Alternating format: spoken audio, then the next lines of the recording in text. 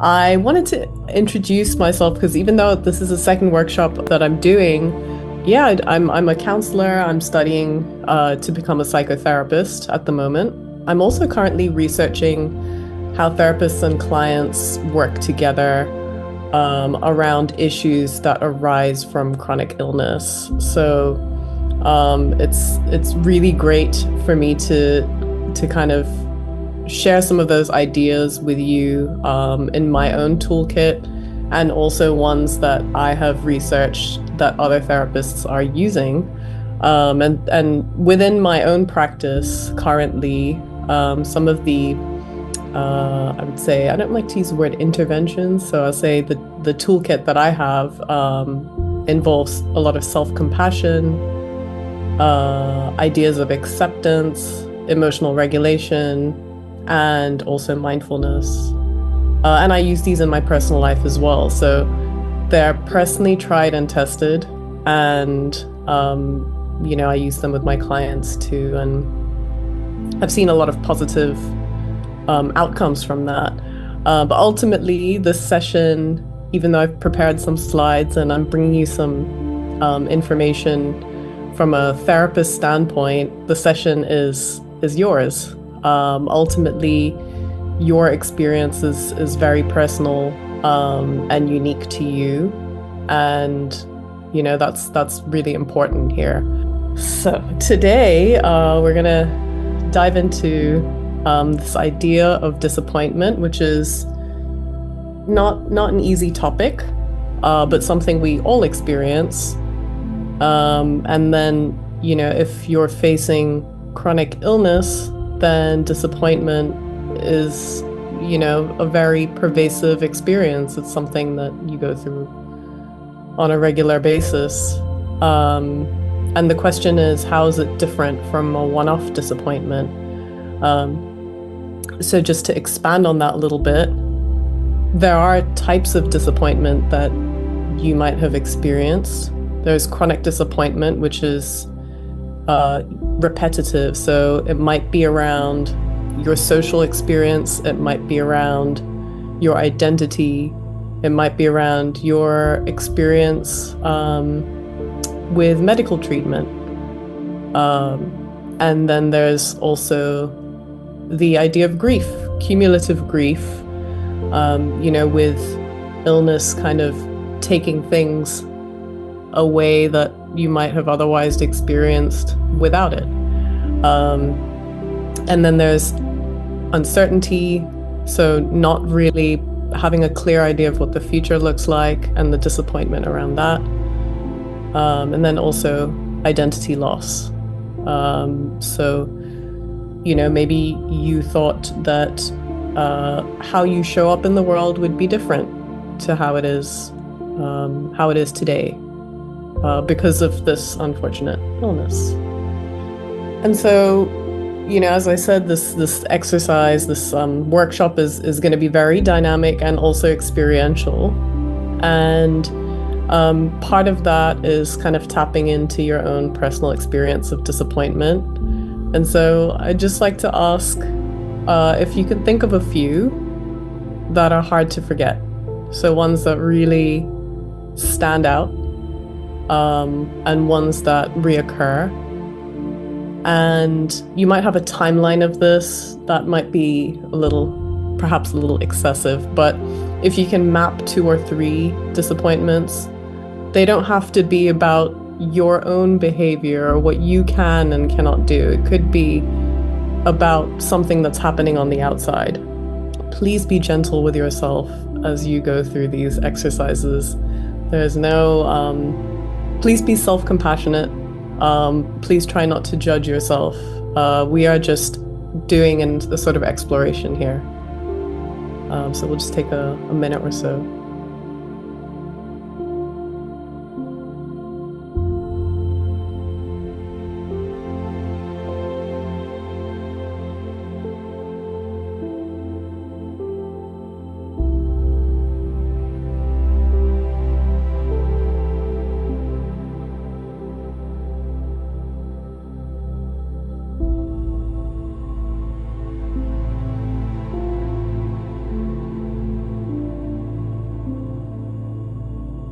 are there any other thoughts that are coming up around this? So, is there any judgment? Is there any self-criticism?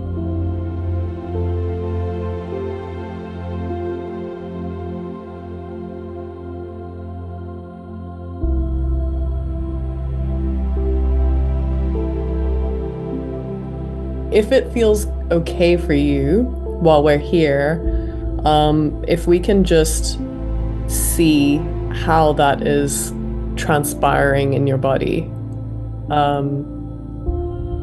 So I just want to say as well, be gentle in this exploration, and there's no right or wrong way of doing this. You can keep your eyes open or closed. You can write or draw. You can take a break. So I just want to take, again, a couple of minutes here to just see what's coming up.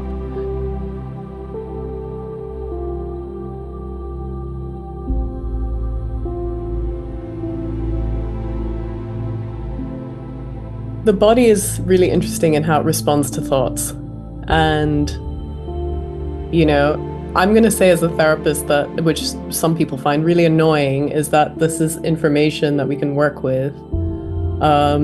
This is what we're getting into, is trying to understand ourselves a little bit more, and go inward a bit instead of looking at things in terms of how the external is seeing it, or what the external is doing to us. We're just kind of going a little bit inward and just seeing what that feeling is like in our bodies, and just slowing down a little. So it might help to take a couple of deep breaths here.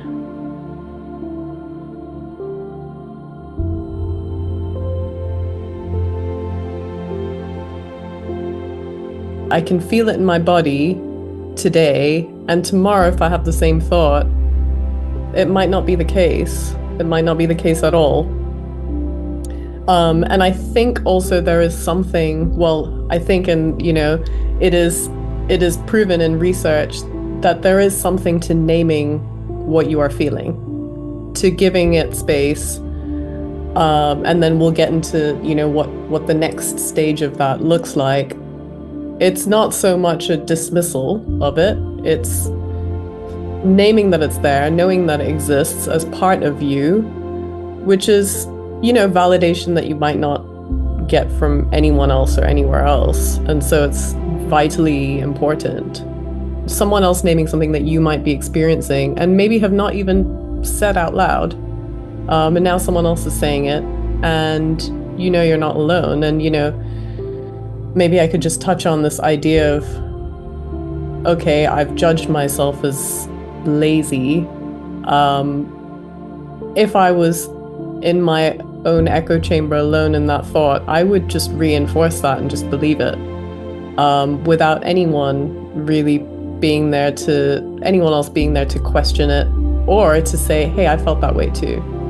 And you can also give that to yourself, but community is so important. So some people might be able to experience it as a shape, color, texture, or size within their body.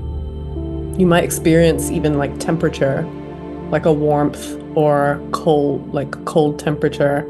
Some people are able to describe it as, in terms of, sounds really strange, but like dampness. Like it feels like damp and cold, or it feels like, dry and warm.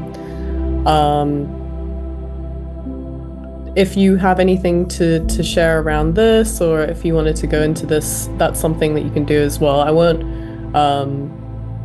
won't like spend too much time on this part, because I think we might be going in a slightly different tangent. But the idea is to see if we can just allow our bodies to just feel what we're feeling. It's very different for everyone. It's similar to kind of being in touch with bodily sensations. It resonates for some and it doesn't for others. The idea of giving something almost like an image or other sensations is that it becomes almost tangible. So it's not this like vague notion. It exists as something almost physical.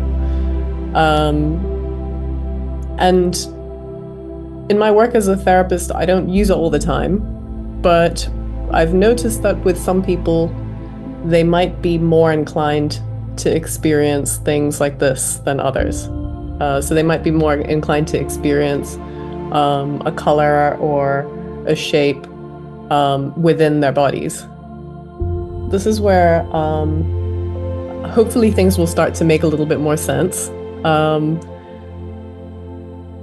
Disappointment is almost like a secondary emotion that is trying to communicate something to you. So if you're disappointed by a particular event, by something that has happened with your health, by missed opportunities, things like that, if your disappointment could speak, what would it be saying to you? What does it want you to know?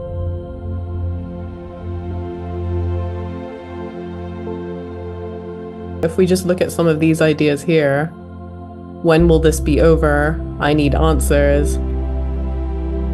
Having more control, being able to plan, autonomy and agency, and your time being important. Your time, short term, your time in life on this earth. Enjoying life and all that it offers. Your disappointment has a lot to say. And instead of just, trying to push it away, we could kind of tap in a bit. And it might be quite difficult to do when you're on your own. Having the space to sort of experiment might be a starting point for that. I'll move on to the next slide because this is all very relevant here. If your disappointment is trying to communicate something to you, you might also be able to gauge what it needs from you. So if you're not feeling heard, if you're not feeling understood, then your disappointment might need acknowledgement. And let me just kind of maybe make a little bit more sense of this. If we just imagine that disappointment is a part of us. So instead of it just being a fleeting thing, because it's recurring, because the event or the circumstance is recurring, if we imagine that is a part of ourselves and it has a voice and that we listen to it, then we can also say, okay, maybe it needs something.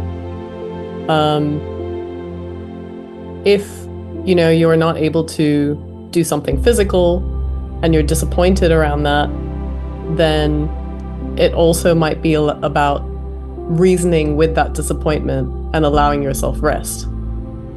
If you're criticizing yourself or judging yourself for being lazy, then maybe your disappointment needs to be held with some compassion.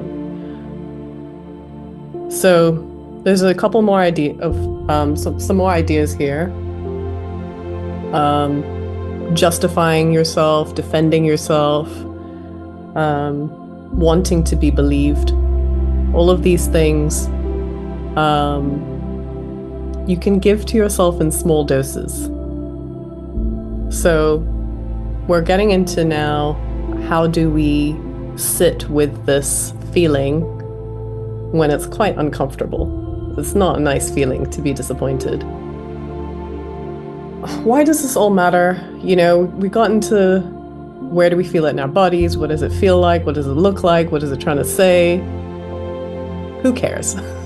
Well, I care, and hopefully you will as well. Disappointment actually tells us a lot. It doesn't just tell us what our needs are, it points us to our values. It tells us what matters to us, and it might be different for everyone. And so what we have here is the disappointment on the left, and then the value, which is what matters to me, on the right. So if I'm feeling tired and I'm disappointed with my energy levels, then what matters to me is my energy. It matters to me that I can honor my capacity. It matters to me that I can live sustainably with whatever energy I have. If I'm not getting answers, you're not getting answers, what matters to you is certainty. Understanding what happened, having clarity, around particular symptoms, just the not knowing is not okay. It's disappointing, and so you need the certainty. The when will this be over is a sense of direction. So the future matters to you, but also knowing where you're heading and having a clear idea of how you're going to get there and what the path is your value. That's what's important to you.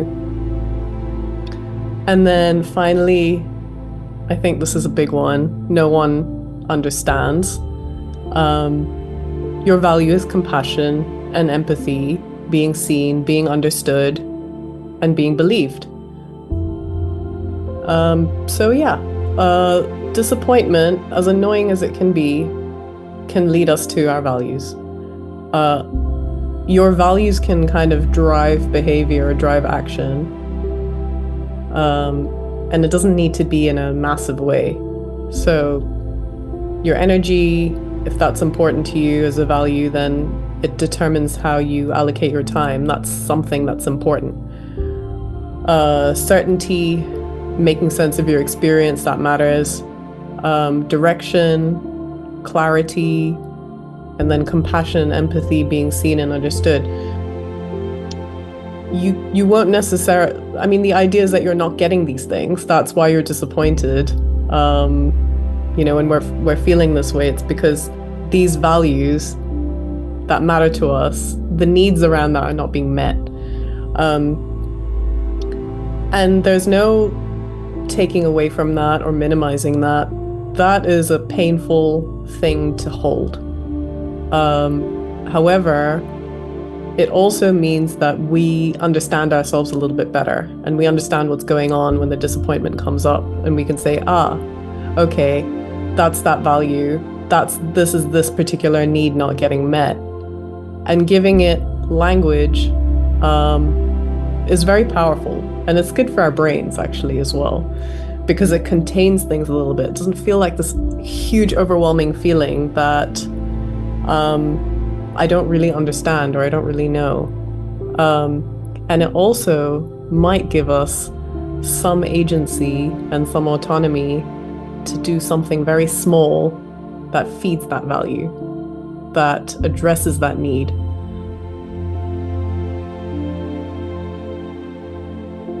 This is a lot. This is, some heavy material. So I just want to see if we can pause for a moment and take a breath before we move on to the next part of this. So I asked the question a couple of times before, but just sitting kind of grounded. If you're lying down, great. If you're sitting, then planting both your feet on the ground and just palms on your thighs. If you'd like to sit upright a bit, if you can. If not, just whatever position feels good for you and feels like you're connected to whatever you're sitting on or to the ground in some way. And then, if it feels okay for you, just slowing down your breath by taking a few deep breaths. So maybe we can go in for 3 seconds and then hold. And then breathe out for 5. And we'll do that 2 more times.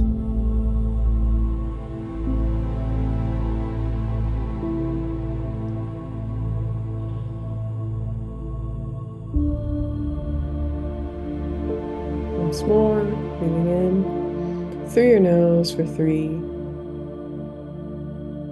Hold for a couple of seconds. And then out for 5.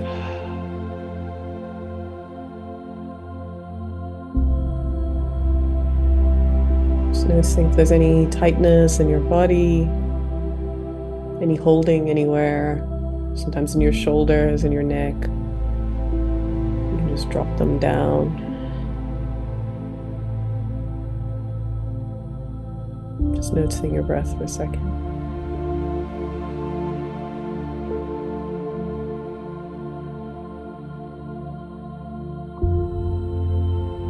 And coming back when you're ready.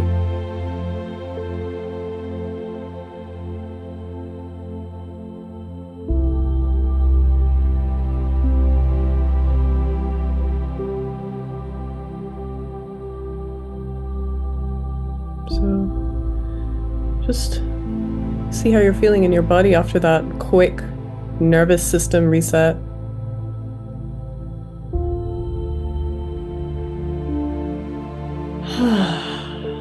It's always nice to just sigh it out. Okay, so being with it, being with the disappointment. We are not trying to get rid of any of this reality of disappointment. We're not trying to make it go away because that usually doesn't work. But now that we have all of this information, we could take a step towards what matters while that disappointment is still present. And for those of you that are interested in doing some reading after this or exploration, these ideas come from acceptance and commitment therapy, also known as ACT. So when we say acceptance, we don't say, oh, well, resignation, that's just how it is. It's not giving up and it's not dismissing. It's being alongside what is happening.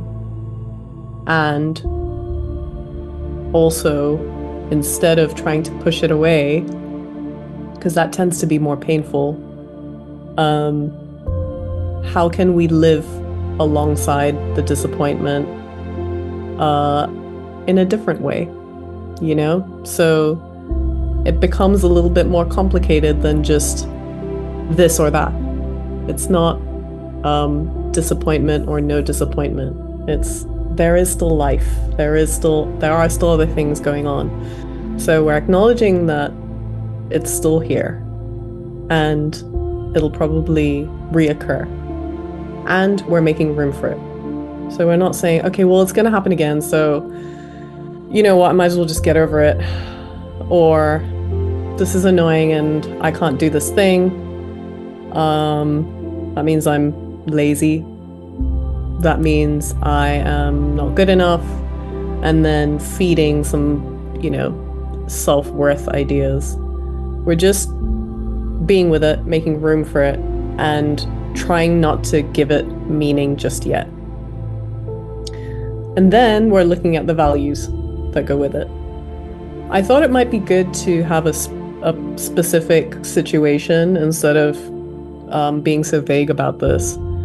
And I think we talked about this. A couple of people mentioned social events and showing up for people, and that being, an important value. So, friend's birthday party, and you can't go. And so disappointment says, I want to go, but I probably can't. I'll have to cancel. I'm letting them down again. So the values revealed, as we discussed earlier, are connection and being a good friend, being there for people that matter to you. So the old thinking might be, I'll wait until I feel better to respond. Maybe I'll be up to it then, because you're sitting in the muckiness of the disappointment. You're feeling like this is everything right now. The new way might be, I feel disappointed about my limitations, but I can feed that value, I can address it by doing something really small.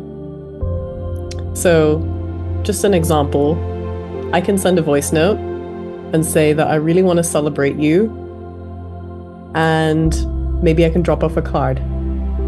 Or if I can't leave the house, maybe I can send an e-card. So you're not resigning to the disappointment and saying that's it. You know what the value is, and then you're saying, what's maybe one really small thing that I can do that reminds me that I am actually a good friend and I do care, and this is what I'm capable of doing right now. So the question I would ask is, what is your smallest viable action? So what's the tiniest step you can take, even on a bad day, that moves you towards that value, towards what matters? Of course, physical capacity, energy, all of those things are front and center.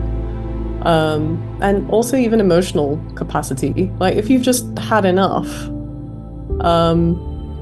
this might be really hard in and of itself to think of. But just maybe some anchors for how you can make it viable. Can you do this one thing if the symptoms are bad? Will it take like 5 to 10 minutes or even less? Some people send really long voice notes. I'm guilty of that too. And some people send 30-second voice notes. And is it towards your value? Or does it feel too uncomfortable? The idea is to not push yourself because you feel shame. The idea is to honor your values. And that might take some time to tweak. So please be patient with yourself as you try these new things. So this is some examples. So the value and then the small step.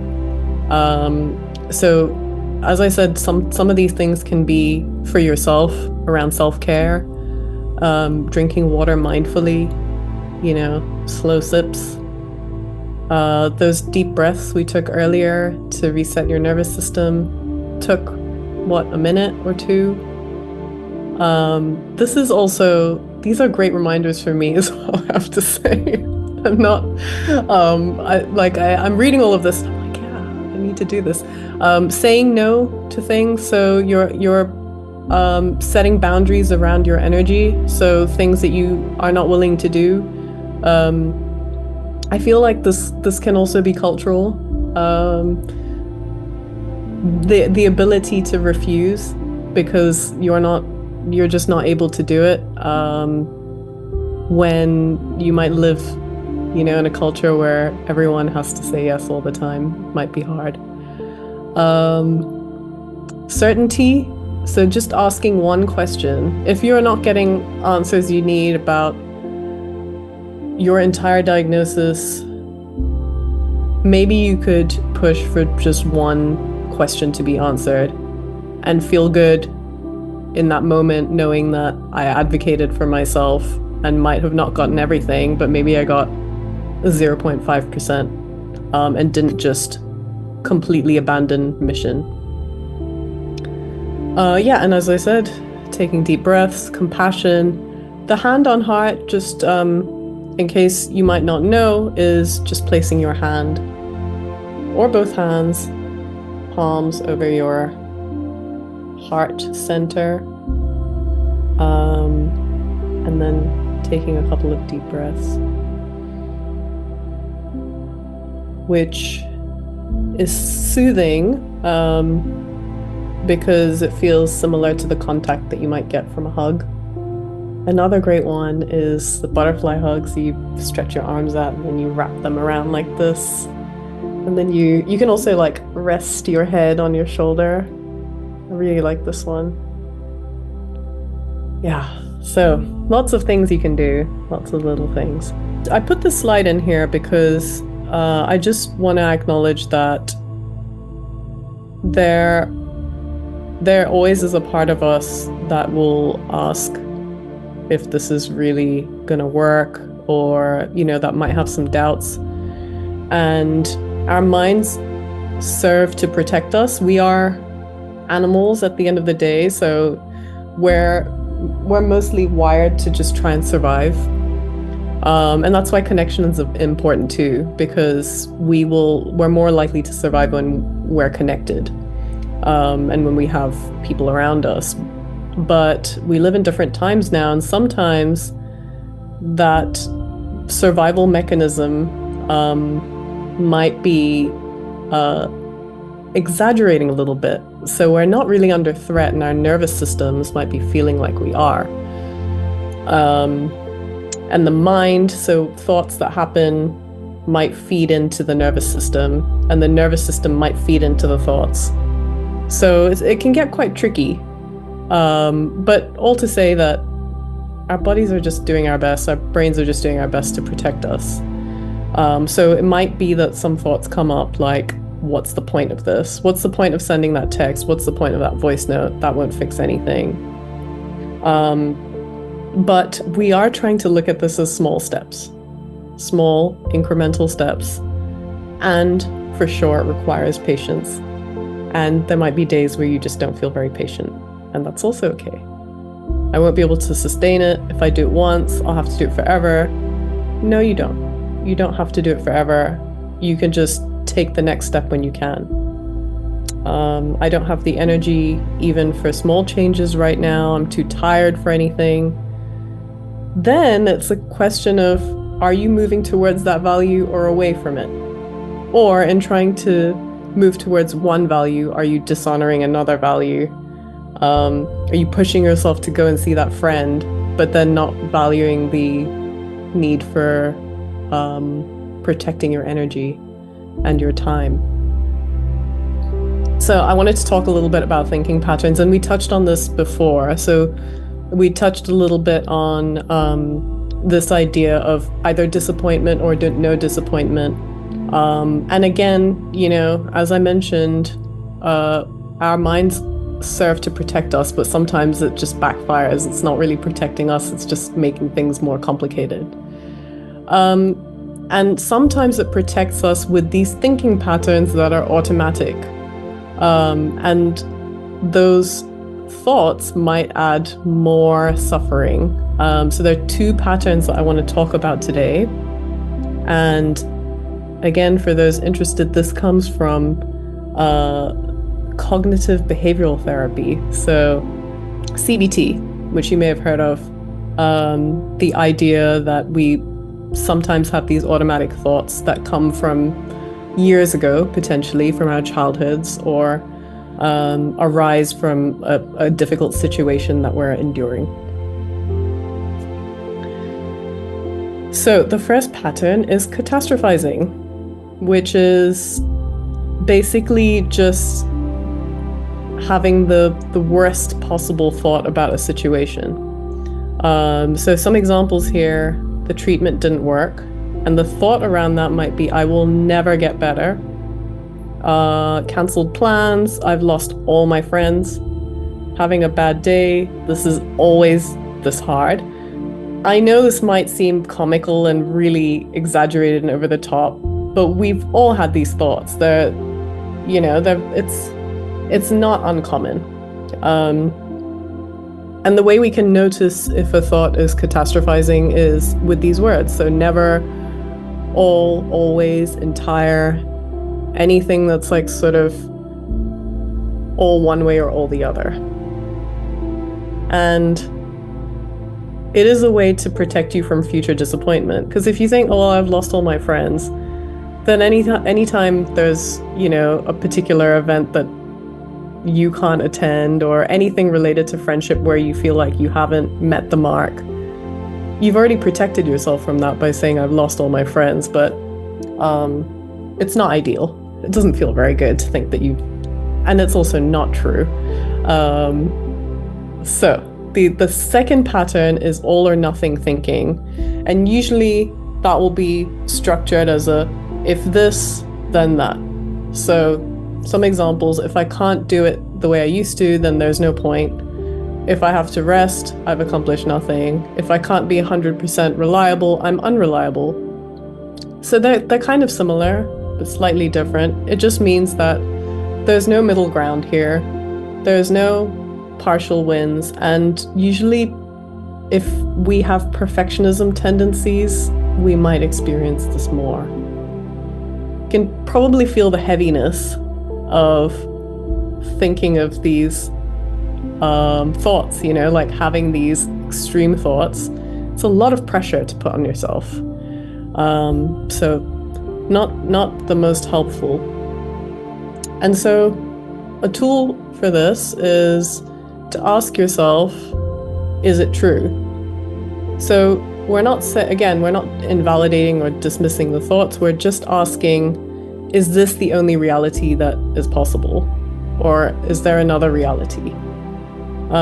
If you're saying I'll never get better, you can ask yourself, how certain am I about this? So it's like you're kind of playing detective a little bit. You're giving things the benefit of the doubt. You're not arguing with it. You're just gently asking, is it really true? One way I like to look at this, and it's similar to disappointment, is as if that's a small kind of child version of us. So, you know, sometimes there's a part of us that might throw a little tantrum because it's hard. We're experiencing something difficult. Those emotions have to go somewhere. And so, you know, as a parent might ask a child, like, is that really true? Like, there's a care and compassion in the way we're doing it. We're not just being dismissive or harsh or judgmental. So there are more examples here. And I just wanted to ask, like, which patterns you notice more. I know that it could be that this is the first time that you're actually acknowledging how much pressure you put on yourself with these thoughts.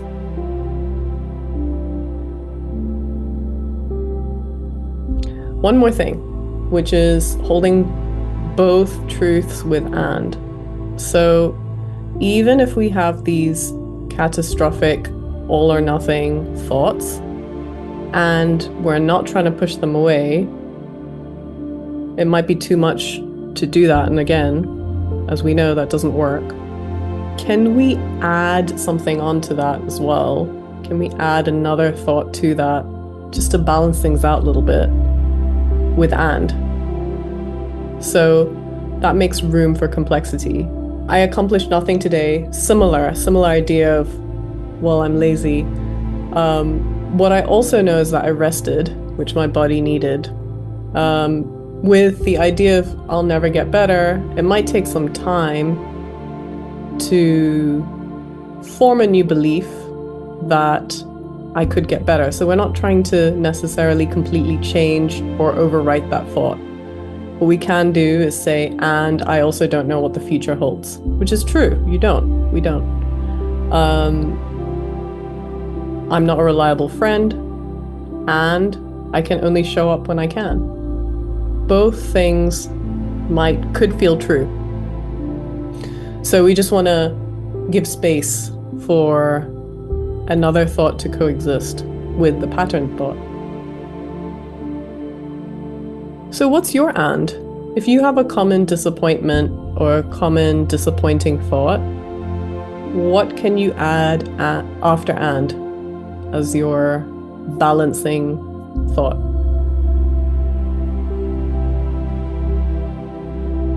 And I just want to add here that, again, the disappointment, the difficulty, it's all real. And there might be more to the story. So creating space, creating breathing room around this. So we've got just a few minutes left.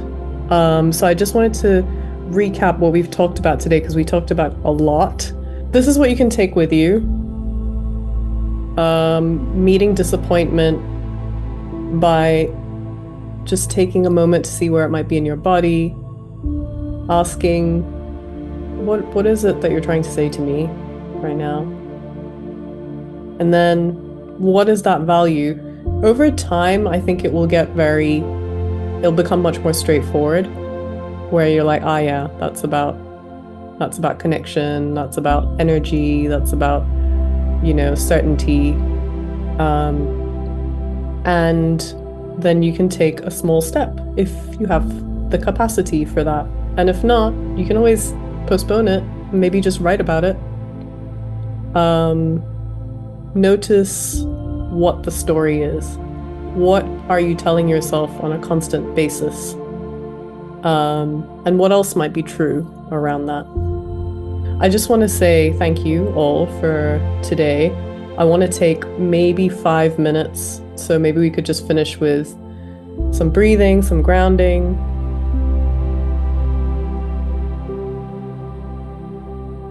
Now for the replenishing stuff. You can feel free to lie down or do whatever you need to do to completely just find yourself in a restful state. I'll give you 10-20 seconds to adjust for that.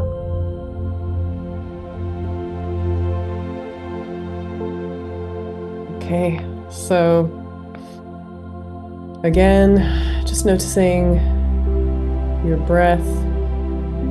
If you're sitting on a chair, just make sure that you plant your feet on the ground if that's comfortable for you. Feel free to keep your eyes open or closed. If they're open, try to look away from your screen and find a point to gaze on, something pleasant to look at. You could even gaze out the window. Maybe you got a tree that you can look at.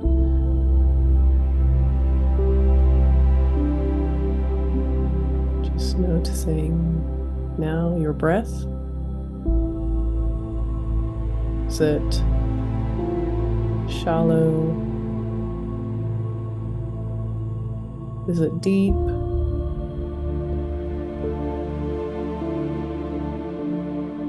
Is the breath traveling through your nose or through your mouth? I would suggest letting the air go through your nostrils.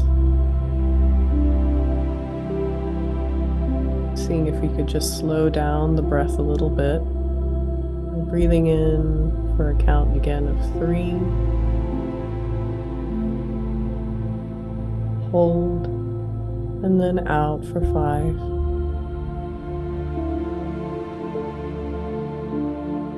Doing that a couple more times at your own pace.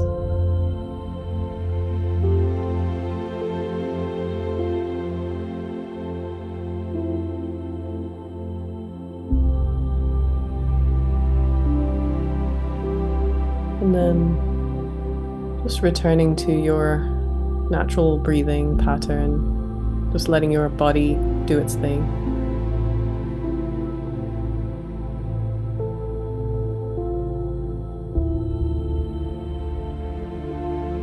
Just seeing now as you sit in stillness, is there anything happening in your mind?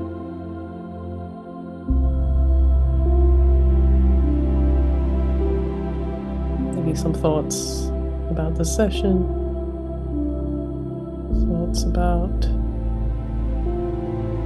the day, the night, just observing.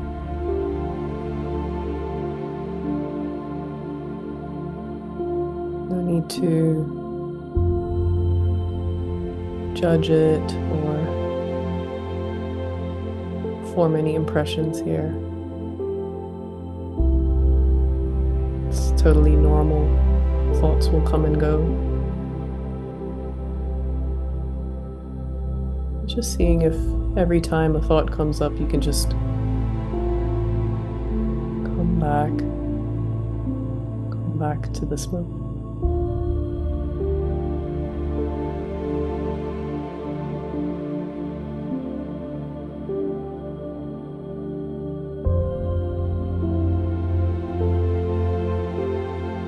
Just noticing as well as you just bring your attention to your body, from the top of your head down to your face. See if you can just relax any muscles that are tense. neck, shoulders, space between the eyebrows.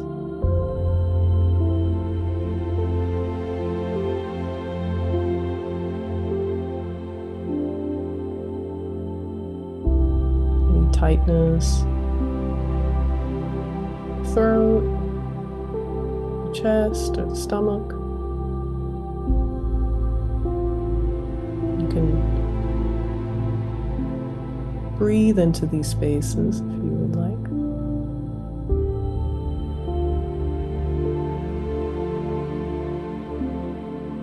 We're just gonna do a couple more breaths where we this time breathe in. Take a deep inhale all the way to the bottom of your belly and then sigh it out through your mouth. So in your own time, I'll do one.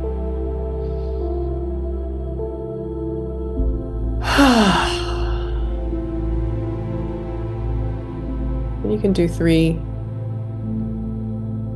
again in your own time.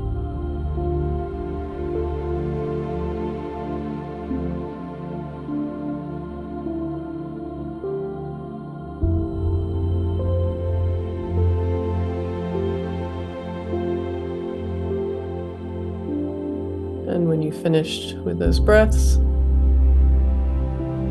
maybe bringing your palms to your heart center as we did before. One palm on the chest, the other palm over the hand.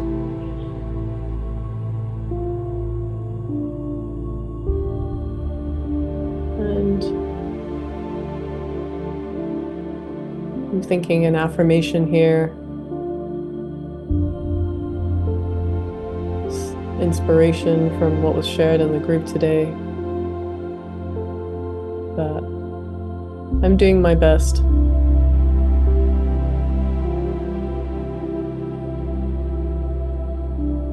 My best is enough. So I'm doing my best. My best is enough.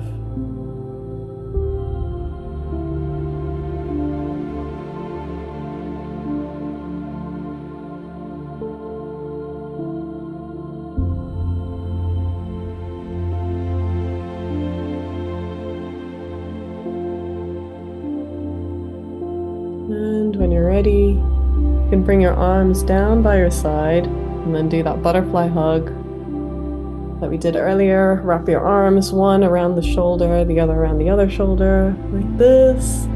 And you can even like sort of rock back and forth if you like. You can rest your head on your shoulder. Take a deep breath if you'd like as well. Give yourself a big squeeze. You've done such a great job today. And when you're ready, just release and shake your arms a bit if you'd like to.